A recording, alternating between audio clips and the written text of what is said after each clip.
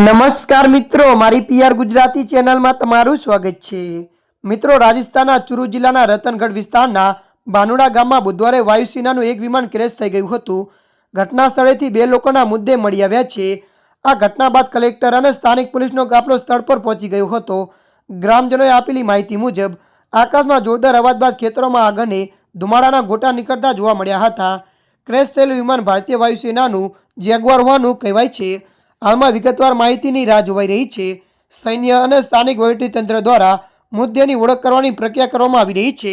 અકસ્માતના સમાચાર ફેલાતા રતનગઢમાં ખળભળાટ મચી ગયો હતો। ઘટના સ્થળેથી બે મુદ્દે મળી આવ્યા છે। કલેક્ટર અભિષેક સુરાણા અને સ્થાનિક પોલીસ અધિકારીઓ ઘટના સ્થળ પર પહોંચીને તપાસના આદેશ આપ્યા છે। સૈન્યની બચાવ ટીમ પણ ઘટના સ્થળે પહોંચી ગઈ છે, જેથી સ્થળને સીલ કરીને તપાસ શરૂ કરી શકાય। ગ્રામજનોએ જણાવ્યું કે વિમાન દુર્ઘટના પછી તરત જ ખેતરોમાં આગ લાગી હતી, જેને ગામ લોકોએ જાતે જ બુઝાવવાનો પ્રયાસ કર્યો હતો।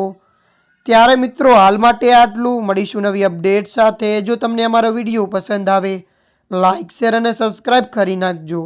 ધન્યવાદ।